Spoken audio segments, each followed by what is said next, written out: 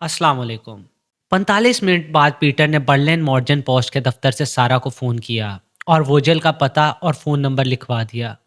मैंने 2 साल पुराने इंटरव्यू के नोट्स निकाले हैं, पीटर ने पता लिखवाने के बाद कहा। बेहतर है कि वोजल के बारे में जान लो। हिटलर की मौत के दिन इसकी उम्र 24 साल थी। हिटलर की मुजव्वज़ा खुदकुशी से 2 दिन पहले से इसकी ड्यूटी बंकर के दरवाजे पर थी।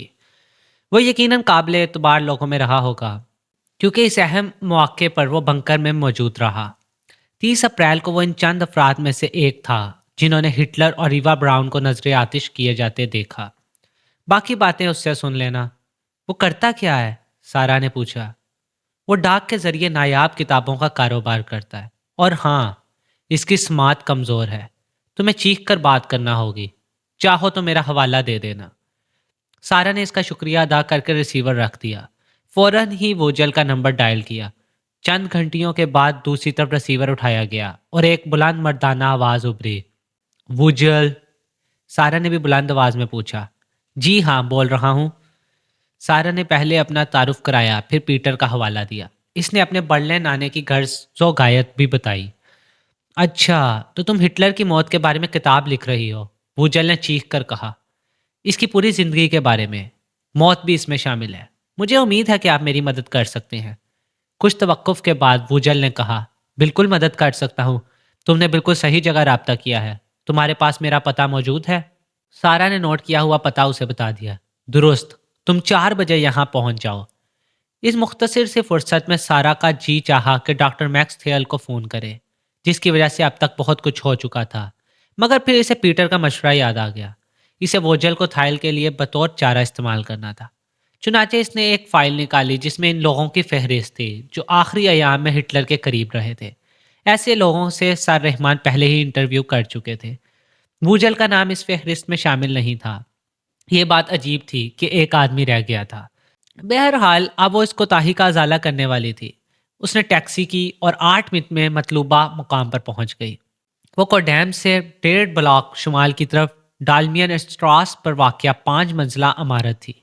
छोटी सी लॉबी में लगे मेल बॉक्स से इसे पता चला कि वूजल का अपार्टमेंट पहली मंजिल पर है। वो सीढ़ियाँ चढ़कर वहाँ पहुँच गई। वूजल को देखकर इसे हैरत हुई। वो मुख्तसर सा आदमी था। इसके बाल छदरे और सफ़ेद थे। एक कान में मुकब्बर आला सौत लगाया गया था। सारा का ख्याल था कि एसएस गार्ड देव कामत होते होंगे। वूजल झूलने वाली कुर्सी पर बैठा था।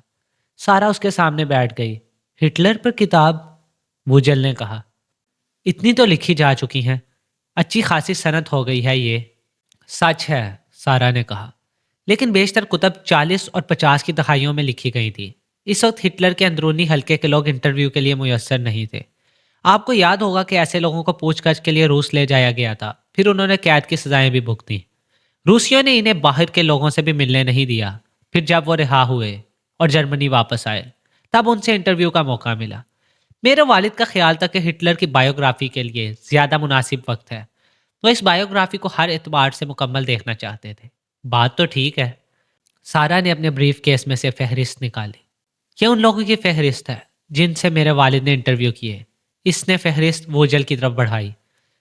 ये उन लोगों की फहरिस्त है जो आखिरी अयाम में हिटलर के करीब रहे थे। इनमें आपका नाम नहीं है। वूजल ने नाम पढ़े और फहरिस्त सारा को वापस दे दी। उन्होंने इन अफराद से इंटरव्यू कब किया था? 10 साल पहले उन्होंने स्टार्ट लिया था। फिर 5 साल पहले उन्होंने और मैंने बायोग्राफी लिखना शुरू की। सारा ने कहा।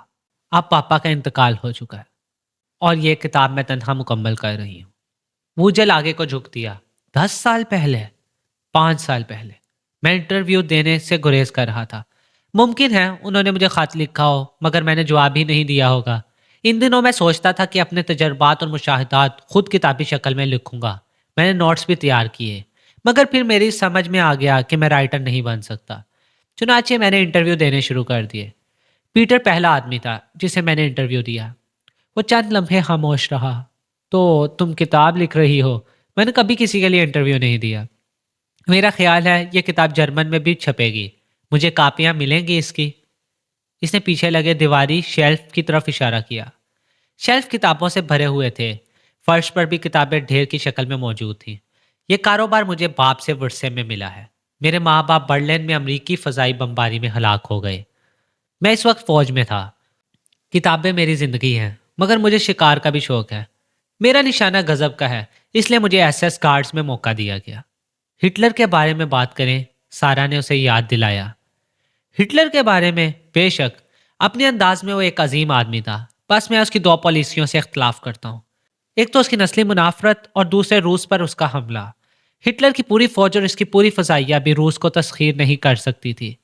یہی اس کے زوال کا سبب بنا. مگر بہرحال وہ عظیم آدمی تھا. تو تم اس کی موت کے بارے میں جاننا چاہتی ہو.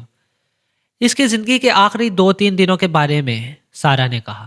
ویسے بنکر میں جو کچھ ہوا اس کے بارے میں میرے پاس کافی مواد موجود ہے لیکن اس کی موت کے سلسلے میں بیانات متضاد ہیں.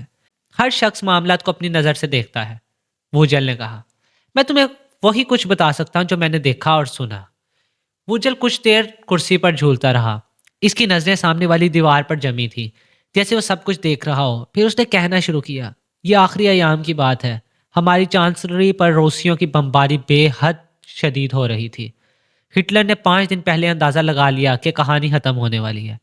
ہم جانتے تھے کہ روسیوں نے برلن کا محاصرہ کر لیا ہے اور وہ آہستہ آہستہ اسے تنگ کرتے جا رہے ہیں. یہ وہ وقت تھا جب ہٹلر نے اپنے ذاتی محافظوں کے دستے کے سربراہ اور اپنے معتمد خاص کرنل ہینس لینڈ سے کہا کہ وہ زندہ گرفتار نہیں ہوگا. میں خود کو شوٹ کر لوں گا. ہٹلر نے لنچ سے کہا جب ایسا ہو جائے تو میری لاش کو چانسلری کے باغیچے میں لے جانا. موت کے بعد کوئی مجھے دیکھنے پہچاننے نہ پائے. میری لاش جلا دینا. اس کے بعد بنکر میں میرے ذاتی کمروں سے تمام کاغذات سمیٹ کر انہیں بھی جلا دینا. ہٹلر نے یہ فیصلہ آٹو کو بھی سنا دیا جو اس کا ایڈجوائنٹ اور شوفر تھا. میری لاش جلا دینا. اس نے کہا میں نہیں چاہتا کہ روس کے چڑیا گھروں میں میری نمائش کی جائے. سارا نوٹس لے رہی تھی. ووجل انتظار کرتا رہا. پھر سارا نے سر اٹھایا اور پوچھا یہی اس کے الفاظ تھے. میں نے خود سنا تھا. تم کہتی ہو کہ بنکر میں ہونے والے واقعات سے تم واقف ہو. تم آخری دن کی تفصیلات جاننا چاہتی ہو. آخری 2 دن کی تفصیل. ٹھیک ہے 28 اپریل کی شام سے شروع کرتے ہیں. ووجل نے کہا. ہٹلر نے اعلان کیا کہ وہ ایوا براؤن سے باقاعدہ شادی کرنا چاہتا ہے. وہ اپنے طویل معاشقے کو قانونی حیثیت دے کر ایوا براؤن کو اس کی وفاداری کا صلہ دینا چاہتا ہے. ایوا نے عہد کیا تھا کہ وہ بھی بنکر میں اس کے ساتھ ہی جان دے گی. باہر کیف جوزف جسٹس آف پیس کو لے آیا. شادی کا سرٹیفکیٹ تیار کیا گیا. 2 گواہوں نے اس پر دستخط کیے. جوزف گوئبل اور مارٹن بورمین نے. شادی کی تقریب آدھی رات کے بعد ہوئی. 29 اپریل کو ابتدائی ساتھ میں رات 12:30 بجے کے قریب. تقریب میں 8 مہمان تھے. تقریب کے بعد انہوں نے جشن منایا. ایوا نے اتنی شیمپین پی کہ اسے نشہ ہو گیا. ہٹلر نے بھی تھوڑی سی پی اور خوش دلی کا مظاہرہ کرنے کی کوشش کی مگر ایک موقع پر اسے بڑبڑاتے سنا گیا. سب کچھ ختم ہو چکا ہے. اب موت ہی مجھے سکون دے گی. مجھے سب نے دھوکہ دیا. سب نے غداری کی. اس کا اشارہ گوئرنگ اور ہملر کی طرف تھا جنہوں نے بغیر کسی اتھارٹی کے امن کی درخواست کی تھی اپنی گردنیں بچانے کے لیے. اور وہ ان جنرلوں کی شکایت کر رہا تھا جو اس سے جھوٹ بولتے رہے تھے. ووجل نے سارا کو دیکھا جو نوٹس لے رہی تھی.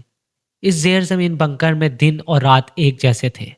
ووجل نے سلسلہ کلام جوڑا. ہٹلر عام طور پر رات بھر کام کرتا اور صبح دیر تک سوتا تھا. شادی سے پہلے اس نے اپنی پسندیدہ سیکرٹری ٹروڈل جنگ کو بلوایا اور 2 وصیتیں لکھوائی.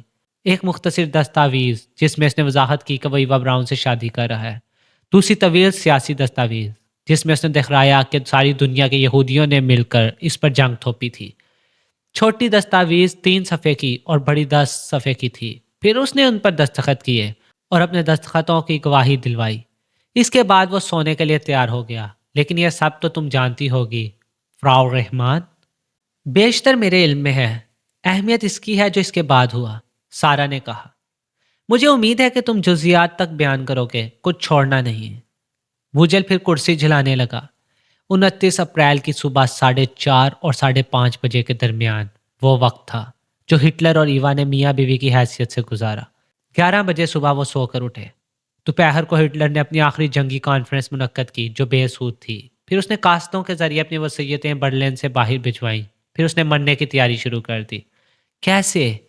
ہملر نے ایک بار اسے پوٹاشیم سائنائڈ دیا تھا لیکن ہٹلر اس کے سریع الاثر ہونے نہ ہونے کی طرف سے فکر مند تھا. وہ سوچتا تھا ممکن ہے کیپسول اپنی تاثیر کھو بیٹھے ہوں اور ممکن ہے ہملر نے ٹھیک کیپسول نہ دیے ہوں وہ یقین چاہتا تھا یہ وہ موقع ہوگا جب ہٹلر نے اپنے کتے پر کیپسول آزمایا. سارا بولی. اوہ، تمہیں معلوم ہے؟ سارا یہ اندازہ نہ لگا سکی کہ وہ خوش ہوا تھا یا مایوس. بہرکیف اس نے فیصلہ کیا کہ اپنی معلومات کا اظہار نہیں کرے گا. بہتر یہی تھا کہ ووجل خود ہی بتائے. بنکر میں ہٹلر کے 4 ڈاکٹر تھے. اس نے ان میں سے ایک کو طلب کیا، ڈاکٹر ورنرز ہیس کو. ہٹلر نے ڈاکٹر کو بتایا کہ وہ کیپسول کی اثر پذیری چیک کرنا چاہتا ہے. چنانچہ ایک کیپسول اس کے پسندیدہ ایلسیشن بلونڈی پر آزمایا جائے. ڈاکٹر ہیس نے زبردستی وہ کیپسول کتے کے منہ میں ڈالا. پھر اس نے ہٹلر کے مطلع کیا کہ کتے کی موت فوراً ہی واقع ہو گئی تھی. ہٹلر مطمئن ہو گیا. اس رات 9 بجے ہٹلر نے اسٹاک ہوم ریڈیو سے خبر سنی کہ مسولینی کو شمالی اٹلی میں گرفتار کرنے کے بعد اس کی محبوبہ کلارا کے ساتھ سزائے موت دے دی گئی ہے. یہ طے ہے کہ ہٹلر کو بعد کے خوفناک واقعات معلوم نہیں ہوئے تھے. کچھ بھی ہو، اس نے اس خبر میں دلچسپی نہیں لی. آدھی رات کو اسے معلوم ہوا کہ اب برلن کا دفاع ناممکن ہے اور روسی فوجی اگلے روز تک یقینی طور پر چانسلر پہنچ جائیں گے. صبح 2:30 بجے ہٹلر نے اپنے ذاتی اسٹاف کو الوداع کہنے کی خواہش ظاہر کی. 20 افراد بنکر کے کوریڈور میں قطار بنا کر کھڑے ہو گئے. ہٹلر بورمین کے ساتھ آیا اور اس نے فردن فردن ان سے ہاتھ ملایا. طلوع آفتاب کے قریب ہٹلر ایوا کے ساتھ سونے کے لیے چلا گیا. پھر وہ بیدار کب ہوا؟ 30 اپریل 45 کی صبح 5:30 بجے.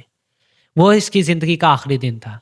اسے بتایا گیا کہ روسی گارٹن کے راستے آ رہے ہیں اور پولسڈیمل پرائز کے تک پہنچ چکے ہیں اور ایک روسی یونٹ چانسلری اور بنکر سے صرف 1 بلاک پہ فاصلے پر ہے. وہ خوف زدہ نہیں ہوا؟ نہیں، وہ پرسکون تھا. وہ جانتا تھا کہ یہ اختتام ہے. اس نے 200 لیٹر گیسولین یا پیٹرول کا بندوبست کرنے کی ہدایت دی. شوفر کیمپکا کو فون پر یہی ہدایت دی. کیمپکا کی سمجھ میں نہیں آیا کہ ایسی کون سی ضرورت آ پڑی ہے. اس نے کہا کہ اتنا پیٹرول موجود نہیں اور اس کی تلاش میں نکلنا خطرناک ہوگا. گنچے نے کہا جتنا مل سکے فیورٹ بنکر کے دروازے پر پہنچا دو جو باغیچے میں کھلتا ہے. بالآخر کیمپکا نے 80 لیٹر کا بندوبست کر لیا. جس دوران یہ کاروائی ہو رہی تھی سپہر کے 2:30 بجے تھے. اسی وقت ہٹلر نے اپنا آخری لنچ لینے کا فیصلہ کیا. اس نے اپنی دونوں سیکرٹریوں ٹروڈل جنگ اور کرسٹیان کے علاوہ اپنی باورچن کو بھی کھانے پر مدعو کیا. ایوا براؤن نے کھانا نہیں کھایا. اس دوران روسی اس علاقے میں زبردست بمباری کر رہے تھے. ایک شیل بنکر کے دروازے کے پاس پھٹا جہاں میں ڈیوٹی دے رہا تھا. دھماکہ اتنا شدید تھا کہ میرے پاؤں اکھڑ گئے. میں بہت خوف زدہ ہو گیا تھا. جان بچانے کے لیے رینگتا ہوا بنکر کے اندر چلا گیا. یوں میں نے اپنی آنکھوں سے وہ سب کچھ دیکھا. ہٹلر اپنے پرائیویٹ کمرے سے نکل کر آیا. اس کے پیچھے ایوا براؤن تھی. ہٹلر کے سر پر اس کی مخصوص وائزر والی ٹوپی تھی. وہ فیلڈ گرے جیکٹ پہنے تھا جس پر آئرن کراس پن کیا ہوا تھا. اس کا ٹراؤزر اور شوز سیاہ تھے. ایوا گہرے نیلے دائروں والے لباس میں تھی. راہداری میں 12 مرد اور 5 عورتیں قطار میں کھڑے تھے. وہ الوداعی تقریب تھی. ہٹلر ڈھیلے ڈھالے انداز میں سب سے ہاتھ ملا رہا تھا. ایوا عورتوں کو لپٹا رہی تھی. مردوں کو اس نے دست بوسی کی اجازت دی تھی. پھر ہٹلر اور ایوا اپنے کمروں میں چلے گئے. سب لوگ منتشر ہو گئے. اسی وقت مگدا گوئبل اپنے کمرے سے نکلی. اس نے ہٹلر سے بات کرنے کی کوشش کی. گوشے نے اس کا راستہ روک دیا. وہ چلائی. اس کا مفہوم کچھ یوں تھا: مجھے اس سے بات کرنے دو. ہٹلر کو خودکشی نہیں کرنی چاہیے. ابھی وقت ہے. ہم برکٹس گارڈن کی طرف فرار ہو سکتے ہیں. مگدا اتنی مصر تھی کہ گنشے نے اس کی بات ہٹلر تک پہنچا دی. ہٹلر منمنایا. اب کچھ نہیں ہو سکتا. بہت دیر ہو چکی ہے. لنچ بھی گنشے کے پاس پہنچ گیا تھا. لنچ میرے پرانے دوست، ہٹلر نے اس سے کہا، میں چاہتا ہوں کہ تم یہاں سے نکل جاؤ. لنچ نے پوچھا، کیوں میرے فیور؟ ہٹلر نے جواب دیا، تمہیں ان لوگوں کی مدد کرنا ہوگی جو میرے بعد آئیں گے. پھر اس نے لنچ سے کہا، دروازہ بند کر دو اور بیرونی کمرے میں میرا انتظار کرو. 10 منٹ بعد دروازہ کھول کر اندر آ جانا. پھر ہٹلر اور ایوا نے خود کو ختم کر لیا. لیکن کسی نے انہیں دیکھا تو نہیں؟ سارا نے مداخلت کی. یہ کیسے ممکن تھا؟ ہٹلر کی آخری ہدایت یہی تھی کہ انہیں اکیلا چھوڑ دیا جائے. تو پھر یہ کیسے کہا جا سکتا ہے کہ ہٹلر اور ایوا نے خودکشی کر لی؟ اس لیے کہ 10 منٹ بعد انہوں نے دروازہ کھولا تو وہ دونوں نیلے اور سفید مخملی صوفے پر مردہ پڑے تھے. انہوں نے فائر کی آواز بھی لازماً سنی ہوگی. کسی نے کچھ نہیں سنا. ہٹلر کے ذاتی کمرے فائر پروف اور گیس پروف ہی نہیں، ساؤنڈ پروف بھی تھے. کسی مورخ نے لکھا ہے کہ فائر کی آواز سنی گئی تھی. ووجل نے شدت سے نفی میں سر ہلایا. وہ غلط فہمی تھی. بعد میں جب کیمپ کا لپکا ہوا بنکر میں پہنچا، یہ دیکھنے کے لیے کہ وہاں کیا ہو رہا ہے، تو گنچے نے اسے بتایا کہ ہٹلر مر چکا ہے۔ بعد میں امریکی اور برٹش انٹیلیجنس والوں نے کیمپکا سے پوچھ گچھ کی۔ انہوں نے پوچھا کہ کیا اس نے خودکشی کے فائر کی آواز سنی تھی؟ کیمپکا جانتا تھا کہ وہ کیا سننا چاہتے ہیں۔ اس نے جواب دیا کہ فائر کی آواز تو سبھی نے سنی تھی۔ در حقیقت کسی نے بھی فائر کی آواز نہیں سنی تھی، سن ہی نہیں سکتے تھے۔ 10 منٹ بعد ہٹلر کے معاونین اس کے کمرے میں داخل ہوئے۔ تو کیا آپ بھی ان میں شامل تھے؟ نہیں، ووجل کے لہجے میں پچھتاوا تھا۔ مجھے دوبارہ بنکر کے دروازے پر تعینات کر دیا گیا تھا، لیکن بعد میں نے بہت کچھ اپنی آنکھوں سے دیکھا۔ وہ میں تمہیں بتاؤں گا۔ یہ میں نے دوسروں کی زبانی سنا تھا، پہلے وہ دہراؤں گا۔ کہتے ہیں کہ جب وہ لوگ ہٹلر کی نشستگاہ میں داخل ہوئے تو سب سے پہلے لنچ داخل ہوا۔ کمرے میں کڑوے باداموں کی بورچھی ہوئی تھی جس سے اس کا دل بگڑنے لگا۔ اس کے بعد بورمین، گنشے، کوئبل اور آرٹا ایکس مین اندر گئے۔ ایکس مین ہٹلر یوتھ کا ہیڈ تھا۔ وہ اسی وقت آیا تھا۔ انہوں نے دیکھا ہٹلر صوفے کے بائیں گوشے میں لڑکا ہوا تھا۔ اس نے اپنے داہنے ہاتھ میں دبے ہوئے ریوالور کو کن پٹی پر رکھ کر ٹریگر دبایا تھا۔ ساتھ ہی اس نے سائنائڈ کا کیپسول بھی چبا لیا تھا۔ ریوالور سیاہ ال-3 7.25 تھا۔ ہٹلر کی کن پٹی میں سوراخ تھا جس سے خون ابل رہا تھا۔ ریوالور لڑک کر قالین پر گر گیا تھا۔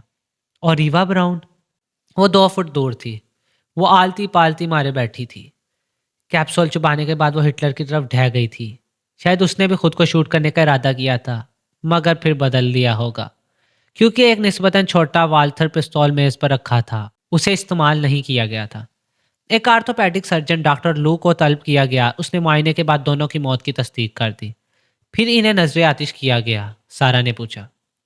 وہ خوفناک منظر تو میں نے خود دیکھا تھا، ووجل نے کہا، اور کھوسا گیا۔ پھر اس نے کہنا شروع کیا، جن گارڈز کو تانگ جھانک کرنے کا موقع ملا میں بھی ان میں شامل تھا۔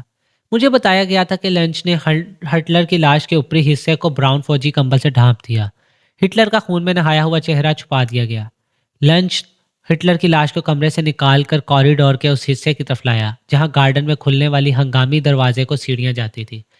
مگر لنچ کے لیے تنہا ہٹلر کو اٹھانا آسان نہیں تھا۔ ہٹلر کا وزن 180 پاؤنڈ تھا۔ لنچ نے لاش کو ایس ایس کے 3 آدمیوں کے سپرد کر دیا جو اسے لے کر 4 زینے اوپر چڑھے۔ انہوں نے ہٹلر کا سر اوپر کی سمت رکھا تھا۔ پھر بورمین ایوا کی لاش لے کر نمودار ہوا۔ اسے بھی کمبل سے ڈھانپا گیا تھا لیکن اس کا چہرہ کھلا ہوا تھا۔ کیمپکا کو احساس ہوا کہ زندگی میں ایوا مارٹن بورمین کو کتنا ناپسند کرتی تھی۔ چنانچہ اس نے ایوا کو اس سے لے کر گنچے کو دے دیا تھا۔ گنچے ایس ایس کے 2 اور آدمیوں کی مدد سے اوپر لے گیا۔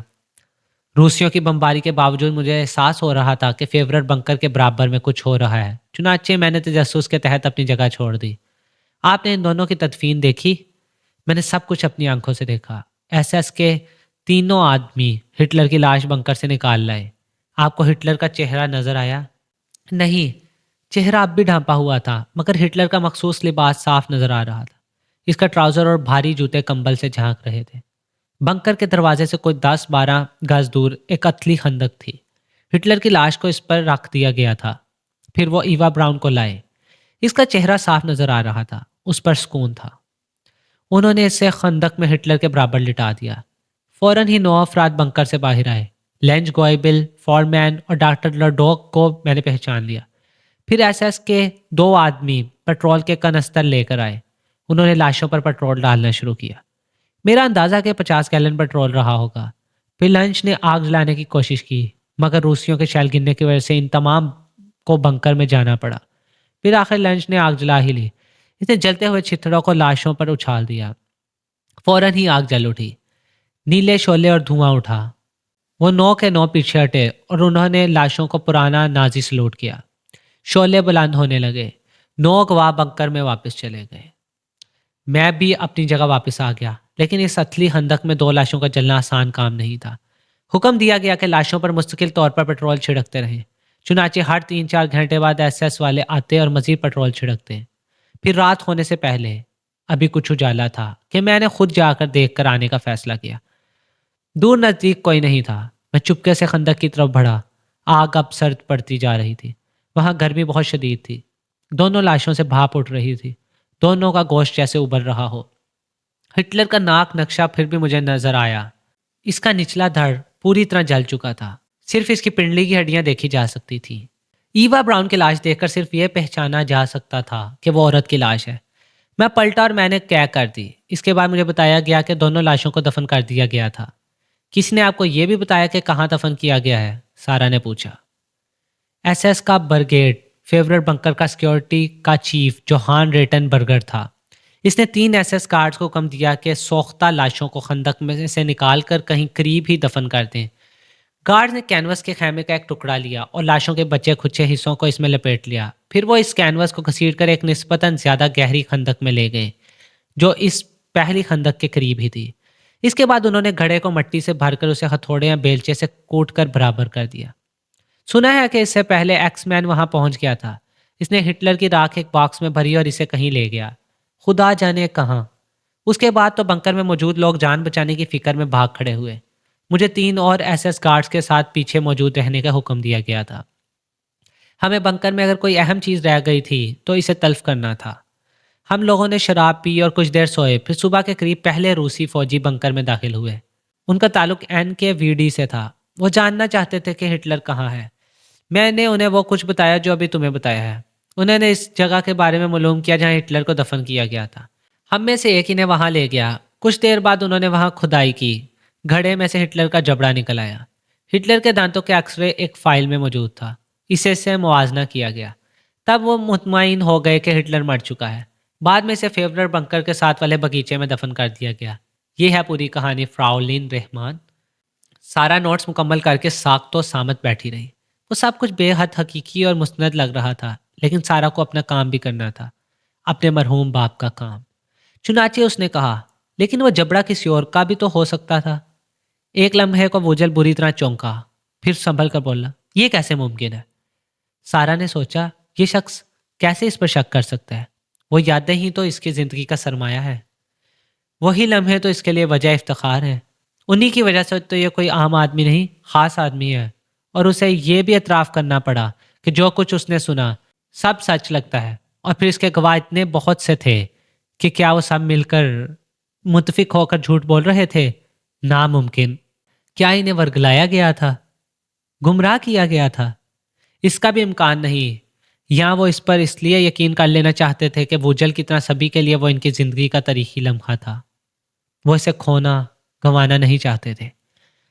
سارا سوچ میں پڑ گئی، ایک طرف اتنے گواہ اور دوسری طرف بس ایک دندان ساز جو ممکن ہے پاگل ہو۔